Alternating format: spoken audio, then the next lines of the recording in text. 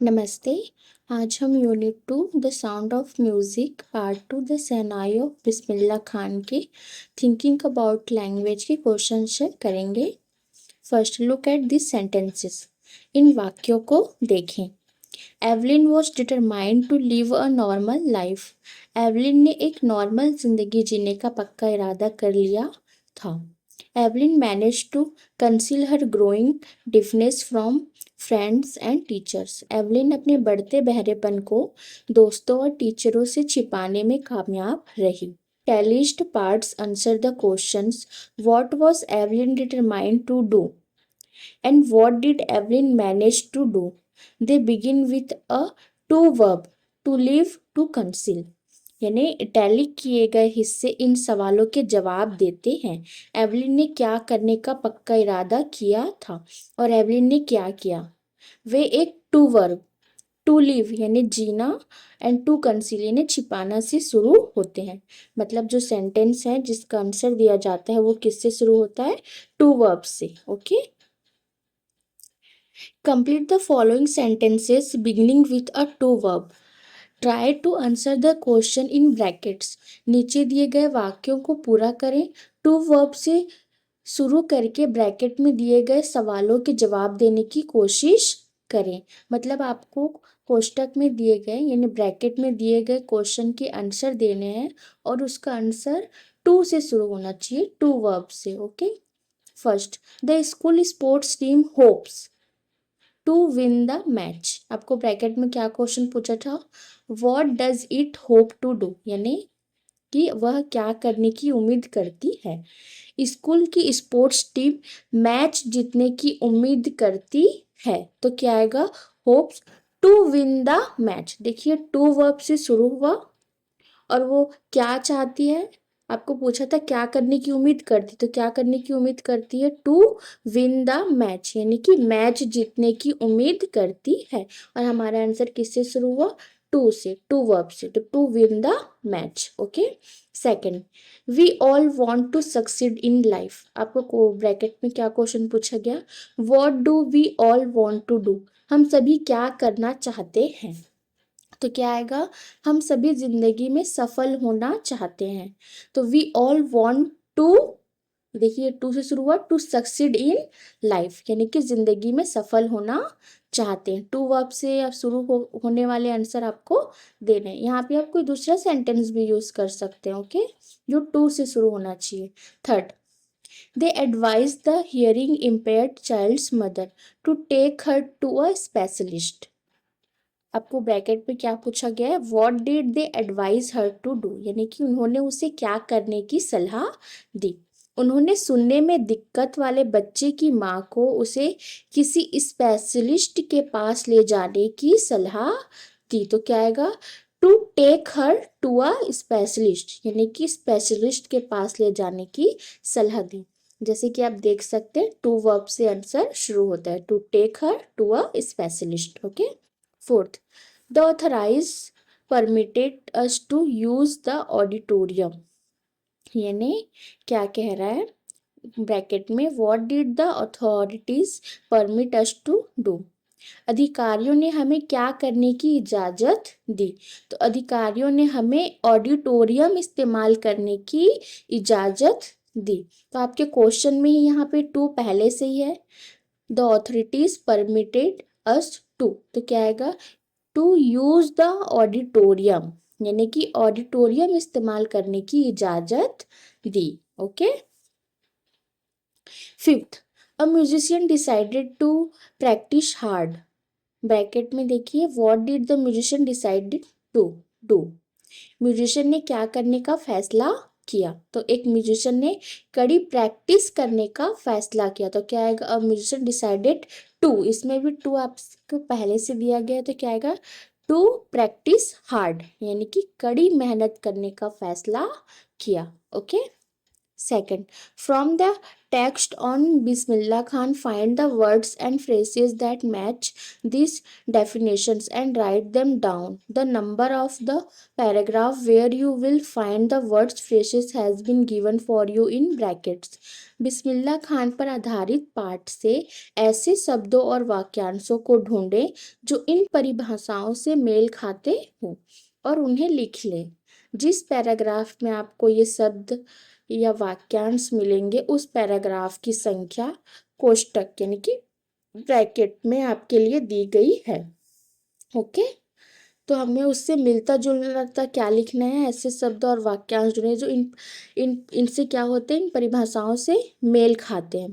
तो फर्स्ट क्या है, the home of royal people, तो उसे क्या कहेंगे, यानी शाही लोगों का घर, तो उसे क्या कहेंगे, द रॉयल रेसिडेंस यानी कि शाही निवास। Okay, second, the state of being alone यानी कि अकेले होने की स्थिति क्या कहलाएगी, सॉलिट्यूड यानी कि एकांत।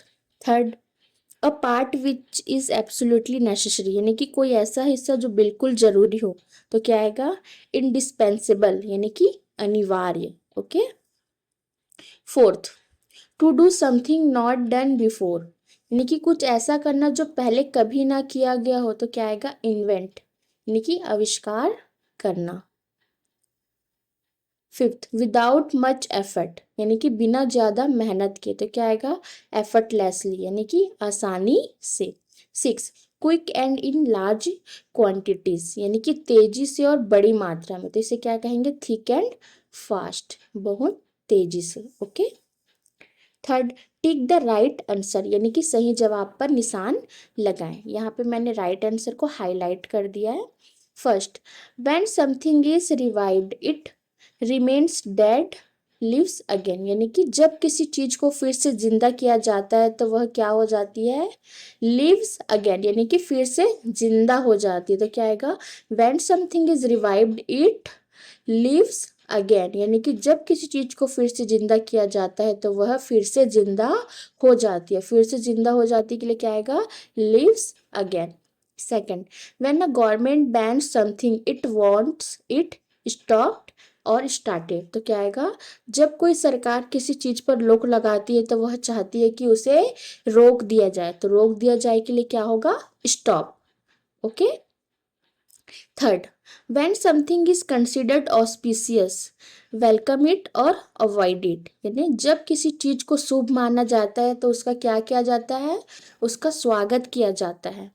तो क्या आएगा, when something is considered auspicious welcome it यानी कि उसका स्वागत किया जाता है। Fourth, when we take to something we find it boring और इंटरेस्टिंग यानी कि जब हम किसी चीज में दिलचस्पी लेने लगते हैं तो वह हमें बोरिंग लगती है या दिलचस्प, तो क्या आएगा, दिलचस्प यानी कि इंटरेस्टिंग लगती है। When we take to something we find it interesting यानी कि जब हम किसी चीज में दिलचस्पी लेने लगते हैं तो वह हमें दिलचस्प लगती है। Fifth, when you appreciate something you find it good and useful और find it of no use यानी कि जब आप किसी चीज की तारीफ करते हैं तो आप उसे अच्छा और काम का पाते हैं, तो क्या आएगा, find it good and useful. Okay, यहाँ पे मैंने फाइंड इट को हाईलाइट करना भूल गया, बट ये आएगा find it good and useful. Okay, six, when you replicate something you do it for the first time और फॉर द सेकेंड टाइम यानी जब आप किसी चीज की नकल करते हैं तो आप उसे दूसरी बार करते हैं। तो when you replicate something you do it for the second time. Seven, when we come to terms with something it is still upsetting और no longer upsetting यानी कि जब हम किसी बात को स्वीकार कर लेते हैं तो वह अब परेशान करने वाली नहीं रहती। तो क्या आएगा, no longer upsetting यानी कि अब परेशान करने वाली नहीं रहती। when we come to terms with something it is no longer upsetting यानी कि जब हम किसी बात को स्वीकार कर लेते हैं तो वह अब परेशान करने वाली नहीं रहती। ओके, फोर्थ, डिक्शनरी वर्क, इसे आप अपनी बुक से पढ़ लीजिएगा। ओके, मैंने यहाँ आपको समझाने के लिए शॉर्ट ट्रिक बताया है, जो आपको बुक में यही सेम चीज़ दी गई है। यहाँ मैंने आपको समझाने के लिए इसे थोड़ा छोटा कर दिया है।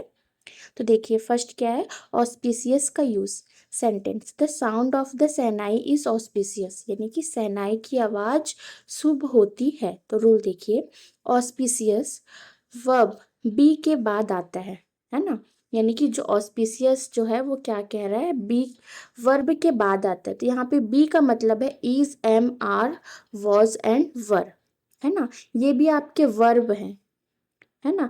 तो मतलब इज, एम, आर, वॉज, वर, इनके बाद क्या आएगा, ऑस्पिशियस। जैसे कि आप सेंटेंस में देखिए यहाँ पे आया है the sound of the shehnai is auspicious, यानी कि इज वर्ब के बाद आया है ऑस्पिशियस, है ना। तो क्या कह रहे हैं, नाउन से पहले भी आ सकता है, लेकिन यहाँ एग्जाम्पल में बाद में है। ओके। सेकंड, कुछ एडजेक्टिव्स वर्ब के बाद आते हैं, है ना। Example, Ustad Fayaz Khan was overjoyed. देखिए तो यहाँ पे आपका वॉज क्या है, वर्ब है, और वर्ब के बाद क्या आया है आपका एडजेक्टिव। एडजेक्टिव क्या है आपका, ओवर जॉयड। तो इस हम कह सकते हैं इसे हम सही कह सकते हैं। एंड सेकंड है, ही वॉज ओवर जॉयड, ये भी सही है, लेकिन द ओवर जॉयड मैन यहाँ अलाउड नहीं बताया गया है। मतलब कुछ एडजेक्टिव नाउन से पहले नहीं लगते। मैन आपका क्या है, नाउन है, और ओवरजॉयड आपका क्या है, एडजेक्टिव है। तो आपको वही कह रहा है कि कुछ एडजेक्टिव नाउन से पहले नहीं लगते, सिर्फ वर्ब के बाद आते हैं, है ना। जैसे कि आप देख लीजिए, ही वॉज ओवरजॉयड, वॉज आपका क्या है, वर्ब है, और वर्ब के बाद आपका एडजेक्टिव क्या है, ओवरजॉयड। तो ही वॉज ओवरजॉयड ये आपका सही है, लेकिन द ओवरजॉयड मैन ये क्या है, रॉन्ग है ना।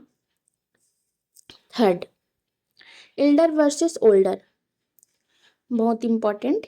देखिए इल्डर सिर्फ फैमिली मेंबर्स के लिए, इल्डर कब लगता है, सिर्फ फैमिली मेंबर्स के लिए, हमेशा नाउन से पहले। तो एग्जांपल में देखिए, माई इल्डर ब्रदर, आपके नाउन, ब्रदर क्या आपका नाउन है, और नाउन से पहले क्या लगा है, इल्डर। अब ब्रदर क्या होता है, हमारा फैमिली मेंबर। तो देखिए नाउन से पहले लगा है इल्डर, माई इल्डर ब्रदर। समझ में आया आपको, इल्डर कब लगता है, सिर्फ फैमिली मेंबर्स के लिए और नाउन से पहले। और ओल्डर जनरल यूज, यानी कि किसी के लिए भी, नाउन से पहले या बाद दोनों। Example, he is older than me. Okay. Fourth, asleep awake जैसे वर्ड्स, ये एडजेक्टिव नाउन से पहले नहीं लगते, है ना। जो अस्लीप और अवेक जो वर्ड्स हैं वो क्या कह रहा है, वो नाउन से पहले नहीं लगते। एग्जाम्पल देखिए, ही इज अस्लीप, देखिए इज क्या है हमारा, वर्ब है, वर्ब के बाद क्या आया, अस्लीप। आई वॉज अवेक, यानी कि वॉज क्या है आपका, वर्ब है, वर्ब के बाद अवेक। अब गलत क्या हो जाएगा, देखिए एन अस्लीप बॉय, बॉय आपका क्या है, नाउन है ना, एन अस्लीप बॉय। तो क्या आएगा, नाउन से पहले आपका जो है वो ये नहीं आएगा, एडजेक्टिव नहीं आएगा। जैसे कि आपको बोला गया है एडजेक्टिव नाउन से पहले नहीं लगते, है ना। तो बॉय आपका क्या है, नाउन है, और एडजेक्टिव क्या है, असली। मतलब ये वर्ड सिर्फ वर्ब के बाद यूज होते हैं। जैसे कि आप सही वाले में देख सकते हैं, इज आपका वर्ब है, और वर्ब के बाद आया है आपका asleep. And was, I was awake, was क्या है आपका, वर्ब है, और वर्ब के बाद आया है अवेक, है ना। अब शॉर्ट समरी देख लीजिए, कुछ एडजेक्टिव नाउन से पहले आते हैं, जैसे कि एल्डर। कुछ सिर्फ वर्ब के बाद, जैसे कि अस्लीप, अवेक, ओवरजॉयड। जैसे कि आप एग्जाम्पल में ठीक इसके ऊपर दे सकते हैं, ही इज अस्लीप, इज आपका वर्ब है, वर्ब के बाद asleep. I was awake, was आपका वर्ब है, और वर्ब के बाद अवेक। तो क्या आएगा, कुछ सिर्फ वर्ब के बाद आते हैं, asleep, awake, overjoyed. Elder, elder किसके लिए यूज होता है, फैमिली के लिए, और older general. Consult your dictionary and complete the following tables. The first one has been done for you. अपनी डिक्शनरी देखें और नीचे दी गई तालिका को पूरा करें। पहला उदाहरण आपके लिए पहले ही कर दिया गया है। एडजेक्टिव यानी विशेषण, ओनली बिफोर नाउन यानी केवल नाउन से पहले, नॉट बिफोर नाउन, यानी नाउन से पहले नहीं। Both before and after the verb B verb से पहले और बाद दोनों जगह। तो इनडिस्पेंसेबल का क्या होगा? Both before and after the verb B. Impressed, impressed का क्या होगा? नाउन से पहले नहीं, ठीक है, मतलब नाउन से पहले नहीं आएगा। थर्ड है अफ्रेड, अफ्रेड ये भी क्या होगा? नाउन से पहले नहीं आएगा। आउटडोर केवल नाउन से पहले, ये नाउन से पहले आएगा। पैटर्नल ये भी नाउन से पहले। काउंटलेस ये क्या होगा? बी वर्ब से पहले और बाद दोनों जगह। मैंने आपको बी यानी बताया था, वी वर्ब यानी is, am, are, was and were, okay. And priceless ये भी क्या होगा? वी वर्ब से पहले और बाद दोनों जगह, okay. Simple trick, afraid and impressed verb के बाद आएंगे, आउटडोर पैटर्नल नाउन से पहले, और बाकी क्या होगा? दोनों जगह, ओके। अब क्या कह रहा है? Use this words in phrases और सेंटेंसेस ऑफ योर ओन, इन शब्दों का प्रयोग अपने स्वयं के वाक्यांशों या वाक्यों में करें। इंडिस्पेंसिबल का क्या होगा? Books are indispensable for students, यानी इंडिस्पेंसिबल यानी होता है अनिवार्य, यानी छात्रों के लिए किताबें अनिवार्य हैं। Impressed, I was impressed by her performance, यानी कि मैं उसके प्रदर्शन से प्रभावित हुआ। Afraid, she is afraid of the dark, उसे अंधेरे से डर लगता है। Fourth, we outdoor, we enjoy outdoor games, हमें बाहरी खेल पसंद है। Fifth, paternal, he showed paternal love to the child, उसने बच्चे के प्रति पैतृक प्रेम दिखाया। Six, countless, she has made countless efforts, उसने असंख्य प्रयास किए हैं। Seven, priceless, this gift is priceless for me, यह उपहार मेरे लिए अमूल्य है, ओके।